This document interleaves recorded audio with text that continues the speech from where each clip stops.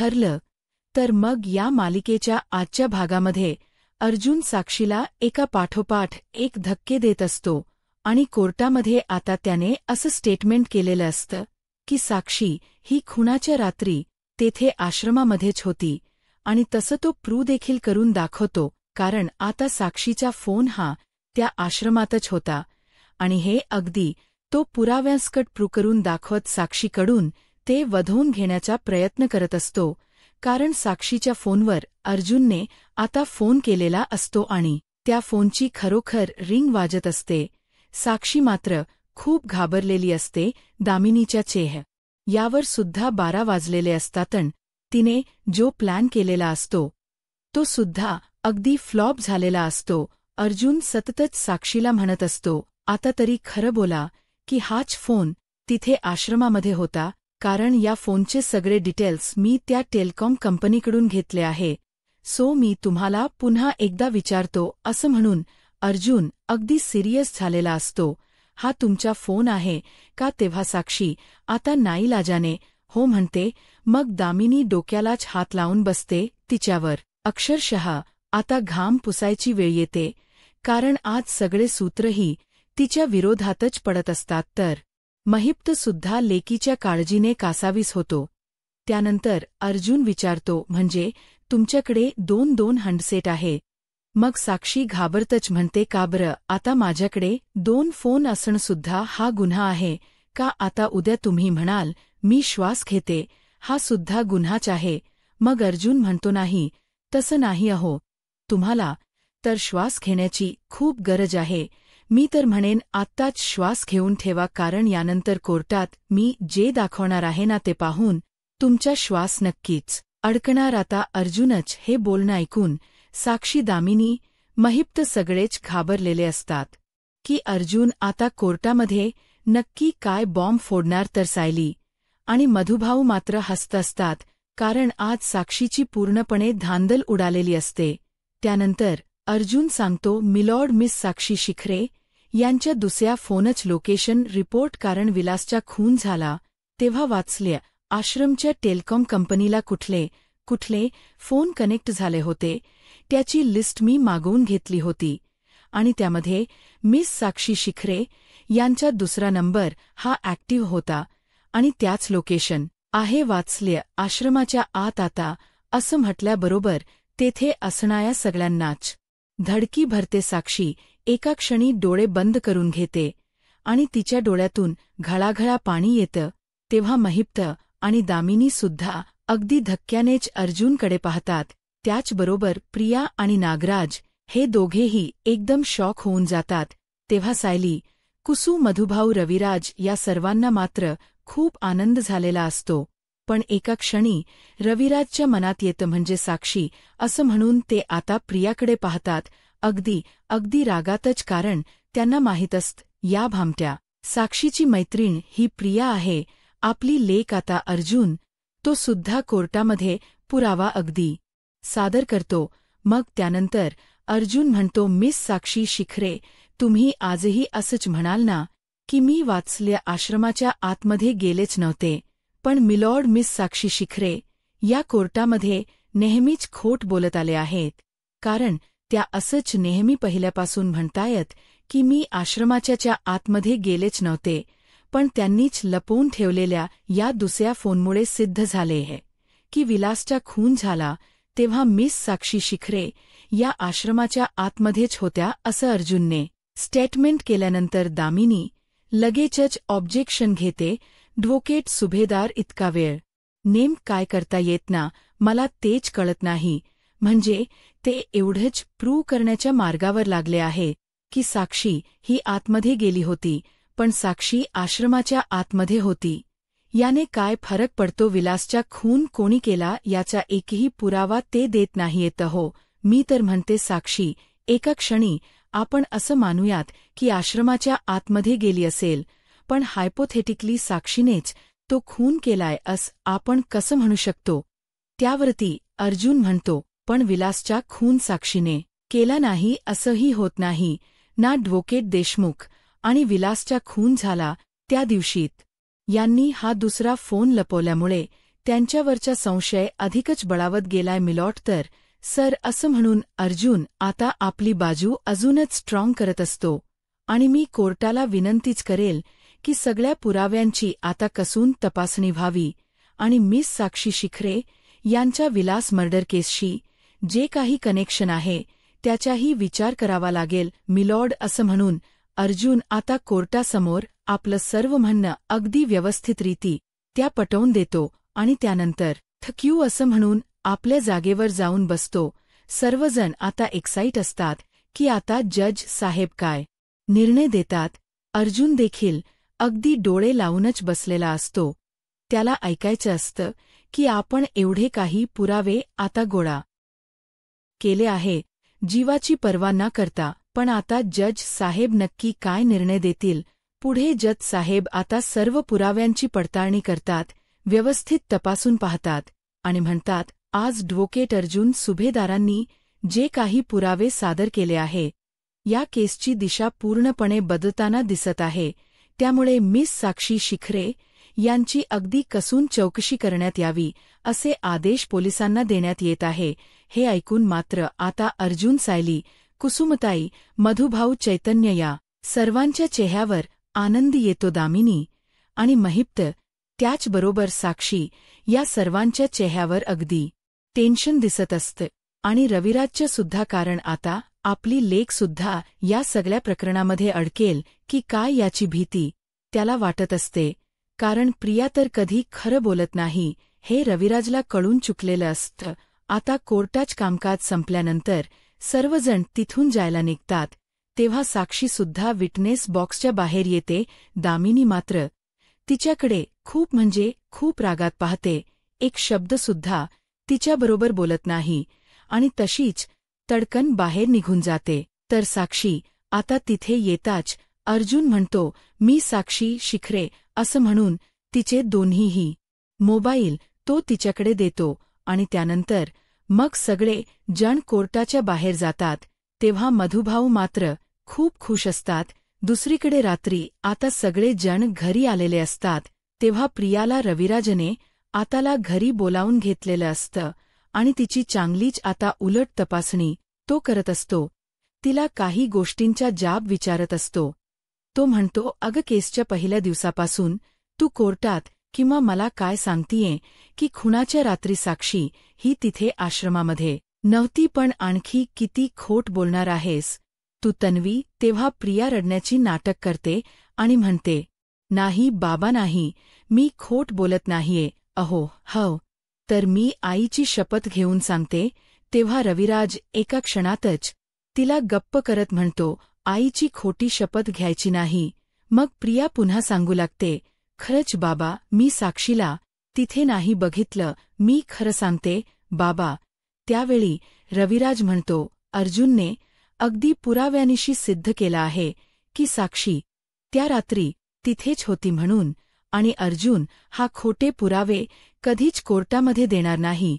त्यानंतर प्रिया आपली बाजू सावरण्याच्या प्रयत्नात असते आणि म्हणते, बाबा असंही होऊ शकतं ना, साक्षी दुसरीकडे कुठेतरी लपली असेल, कारण मी जेथे होते ना बाबा तेथून मला फक्त विलास आणि मधुभाऊ हे दोघेच दिसत होते, साक्षी नव्हती दिसत बाबा मला. तेव्हा रविराज रागातच विचारतो, हो का, म्हणजे तुला फक्त मधुभाऊ आणि विलास हे दोघेच दिसले का? मग तू कुठल्या कॉन्फिडन्सने एवढं सांगत होती की साक्षी त्या रात्री तेथे नव्हतीच म्हणून? अगं आता तरी कबूल कर की तू खोट बोलत होतीस म्हणून. मग आता घरातील सगळेजण तेथेच उभे असतात. प्रतिमा गप्प राहत नाही. ती म्हणते, अगं तन्वी, तू किती खोट बोलू शकतेस ना, हे आम्ही सगळ्यांनी पाहिलंय. अगं तुझ्या लग्नाच्या वेळी तू तर सुमनसोबत सुद्धा खोट बोलली होतीस. इकडे अर्जुन आणि सायली हे दोघेही आता रूममध्ये आलेले असतात. सायलीला खूप आनंद झालेला असतो. अर्जुनच्या हातात घट्ट पकडवून ठेवत ती म्हणते, मला किती आनंद झालाय म्हणून सांगू? अर्जुन म्हणतो, हो ते दिसतंय तुझ्या चेहऱ्यावर. त्यावेळी सायली म्हणते, मधुभाऊ गेली 2 वर्ष अगदी जीवाच्या आकांताने ओरडून सांगतायत की साक्षी आतमध्ये आश्रमामध्ये आली होती, पण या भामट्या प्रियाच्या खोट्या साक्षीमुळे नाही. सिद्धच होत नव्हतं. पण शेवटी तुम्ही सिद्ध करून दाखवलंच. तेव्हा मधुभाऊ सुद्धा तेथे आलेले असतात आणि कौतुकानेने सायलीकडे पाहतात. त्यांनाही तेवढाच आनंद झालेला असतो. आणि मग ते दार नॉक करतात आणि म्हणतात, आत येऊ का? तेव्हा अर्जुन हसतो आणि म्हणतो, मधुभाऊ अहो, या ना विचारताय काय? तेव्हा मधुभाऊ म्हणतात, जावई बापू, तुम्हाला सांगू, मी तर खरंच समोर येण्याची ना आशा सुद्धा सोडून दिली होती. कारण मधल्या काळामध्ये मी थोडासा बिथरलेला होतो. परंतु तुम्ही कोणत्याही तऱ्हेचा राग मनात न ठेवता मला निर्दोष सोडण्यासाठी अगदी कायम प्रयत्न करत होता. तेव्हा अर्जुन प्रामाणिकपणे सांगतो, ते माझं कर्तव्यच आहे मधुभाऊ. कारण एक वकील म्हणून सुद्धा आणि तुमचा मुलगा म्हणून सुद्धा. दुसरीकडे प्रिया म्हणते, आई, अगं तेव्हा परिस्थिती वेगळी होती. पण मी कोर्टात तरी कसं खोट बोलेन सांग बरं तू? तेव्हा रविराज रागातच म्हणतो, अगं मला तर अगदी काळी इतका सुद्धा तुझ्यावर विश्वास राहिलेला नाहीये. रविराज आता खूपच संतापलेला असतो आणि प्रियाची चांगलीच उलट तपासणी घेत असतो. ते पाहून नागराज म्हणतो, अरे दादा, तेव्हा ती घाबरली असेल, आपण याचा विचार करायला हवा ना? सुमन सुद्धा मग भोळेपणाने म्हणते, हो ना अहो भाऊजी, तिने तिच्या डोळ्यासमोर खून होताना बघितलाय आणि अशावेळी तिच्या आजूबाजूला लक्ष नसेल गेलं. तेव्हा रविराज संतापूनच म्हणतो, पण तशी साक्षी द्यायला हवी होती ना हिने?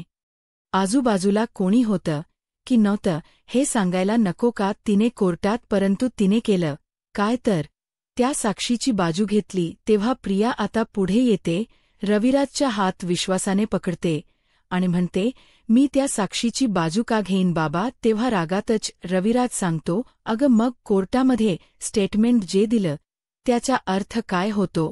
अगं तू कोर्टामध्ये असंच म्हणाली ना की तुला नक्कीच माहीत होतं की साक्षी ही तेथे नव्हती म्हणून. अगं असं का बोललीस? उत्तर दे तन्वी, असं रागातच रविराज विचारतो. प्रिया घाबरूनच आता नागराजकडे पाहते. तो आता तिला काहीतरी खुणावत असतो. तर प्रिया लगेचच चक्कर येण्याचं नाटक करते. तेव्हा ती आता चक्कर येऊन खाली पडणार. तितक्यात तन्वी करत नागराज पुढे येतो, तिला पकडतो आणि लगेचच तेथे खुर्चीत बसवतो. तेव्हा तन्वी, बाळा काय झालं? असं सुमन आणि काळजीनेच प्रतिमा सुद्धा विचारत असतात. तर आता सुमन लगेचच तिला पाणी देते. रविराजला माहीत असत की झाली पुन्हा हिची आपली नाटक सुरू. इकडे मधुभाऊ हे अर्जुनला विचारतात, मी तुमच्यावर अविश्वास दाखवला, तुम्ही माझ्यावर रागवला तर नाही ना जावई बाबू? तेव्हा सायली म्हणते, असं का करताय मधुभाऊ? अहो असं का बोलताय? अहो यांनी तुमच्या वागण्याचा साधा उल्लेख सुद्धा केला नाही. तर मग मधुभाऊ म्हणतात, मला ना सतत भीती वाटत राहायची, जर मला जन्मठेप झाली तर काय होणार आणि माझ्या मुला बाळांचं काय होईल? मला यावेळी सायलीची काळजी वाटत नव्हती, कारण तुम्ही होतात तिच्याबरोबर, तिच्यासोबत. पण इतर मुलांचं काय, हा प्रश्न नेहमीच माझ्या डोळ्यासमोर यायचा. तेव्हा आता अर्जुन म्हणतो, तुम्ही त्यांना मोठं होताना बघणार आहात मधुभाऊ, कारण श्रेयश मानसी यांचं लग्नसुद्धा होणार आणि तुम्ही त्यांचं लग्नसुद्धा पाहणार. ही 2 वाईट वर्ष तुमच्या आयुष्यात आली होती, हे तुम्ही कधीच विसरून सुद्धा जाल. तेव्हा मधुभाऊ कौतुकानेच अर्जुनकडे पाहत खातात आणि म्हणतात, तुमच्या तोंडात ना जाव्य बापू साखर पडो अहो. तो महिप्तना स्वतःच्या मुलीला सोडवण्यासाठी अगदी कोणत्याही थराला जाऊ शकतो. पण आता मात्र मला खात्री वाटायला लागली की तुम्ही मला आणि माझ्या मुलांना नक्कीच न्याय मिळवून देणार. त्यानंतर आता अचानकच अर्जुनच्या मोबाईलवर चैतन्याचा फोन येतो. तेव्हा ते फोनवरच बोलणं ऐकून अर्जुन आता घाबरतो आणि विचारतो, काय? मग आता सायली आणि मधुभाऊंना सुद्धा काळजी वाटू लागते की काय झालं असेल. अर्जुन म्हणतो, थांब, मी लगेच येतो. हा चैतन्य, असं म्हणून जेव्हा तो फोन ठेवतो तेव्हा मात्र मधुभाऊ विचारतात, जावई बापू सगळं ठीक आहे ना? सायली सुद्धा विचारते, अहो काय झालं? सगळं आहे ना? हो ठीक. मग आता अर्जुन म्हणतो, हो सगळं ठीक आहे आणि आता सगळं काही ठीकच होणार आहे, काळजी करू नका सायली, मी चेंज करतो तू सुद्धा माझ्याबरोबर पटकन चल. तेव्हा सायली म्हणते, हो जाऊया आता आपण दुसरीकडे. प्रियाची अजूनच नाटक सुरू असतात, डोक्याला हात लावून. चक्कर येण्याच नाटक करत तेथे खुर्चीत मस्त बसलेली असते. मग आता तन्वी बेटा पाणी पिऊन घे ना गस. आता सुमन पुन्हा पुन्हा म्हणते, तर प्रिया कशीबशी आता पाणी पिते. आणि मग त्यानंतर नागराज म्हणतो, दादा अरे बघ ना, तू काही सुद्धा हिला विचारतोस आणि मग हिला कशी चक्कर येते नाही सहन होत रे तिला, तू तिला का विचारतोस मग. त्यावेळी सुमन सुद्धा म्हणते, अहो भाऊजी, खरंच मला ना कायदा वगैरे नाही कळत, पण आपणच आपल्या मुलीवर विश्वास ठेवायला हवा हो. मग आता रविराज रागातच म्हणतो, पण त्यासाठी ना सुमन, अगं हिने हिचं वागणंसुद्धा सुधारावायला हवं. तेव्हा प्रतिमा म्हणते, अहो तुम्ही बोलताय ना ते सगळं खरं आहे, पण आता राहू द्यात. आता उगीच तिची तब्येत सुद्धा बिघडायला नको. तेव्हा रविराज मात्र आता रागातच प्रियाकडे पाहत असतो. त्यानंतर सुमन सांगते, मला काय वाटतं आज तन्वीने ना इथेच राहायला हवं, कारण मी कल्पना वहिनींना फोन करून सांगते तिला जरा आरामाची गरज आहे. तेव्हा ठीक आहे असं आता प्रतिमा म्हणते. मग त्यावेळी सुमन कल्पनाला कॉल करत असते, तर तन्वी बेटा चल तू तुझ्या रूममध्ये, प्रतिमा म्हणते आणि तिला लगेचच रूममध्ये घेऊन जाते. आता प्रिया तेथून गेल्यानंतर सुमन कल्पनाला कॉल करते आणि म्हणते, वहिनी अहो तन्वीला जरा विकनेस आलाय, त्यामुळे आजच या दिवस तिने इथे राहिलं तर चालेल का, आणि उद्या कोर्टामध्ये ती इथूनच जाईल. मग तेव्हा कल्पना आता तिकडून हो म्हणते. मग सुमन आता बरं ठीक आहे असं म्हणून फोन ठेवते. दुसरीकडे दामिनी आता तिच्या ऑफिसमध्ये बसलेली असते. तेव्हा महिप्त आणि साक्षीसुद्धा तेथे आलेले असतात. सर्वांच्या चेहऱ्यावर आता खूप काळजी दिसत असते. तेव्हा आता रागातच दामिनी म्हणते की कुठल्या ग्रहावरची माणसं आहात तुम्ही, मला वाटलं होतं तुला तरी थोडी अक्कल असेल, पण नाही, तुला अजिबात अक्कल नाहीये, तू सुद्धा अगदी निर्बुद्धच आहे. तेव्हा महिप्त आता विचारतो, तू सुद्धा निर्बुद्ध म्हणजे. त्याला असं वाटत असतं की इने ऑलरेडी मला निर्बुद्ध म्हणूनच टाकलंय. मग दामिनी म्हणते की ओ तुम्ही अजिबात मध्ये बोलू नका, मी साक्षीबरोबर बोलतीये ना. अगं साक्षी, मी तुला काय सांगितलं होतं, तू आश्रमात गेलीयस हे कबूल कर, मग का फिरलीस तू. तेव्हा साक्षी म्हणते, मला त्या क्षणी जे योग्य वाटलं तेच मी केलं. तेव्हा दामिनी रागातच विचारते, काय योग्य, आणि हे तुला योग्य वाटलं तो अर्जुन तिकडे पुराव्यानेशी सिद्ध करतोय की विलासचा मर्डर झाला त्या दिवशी तू त्या आश्रमात होतीस. ही तू म्हणतीयस की मी नव्हते.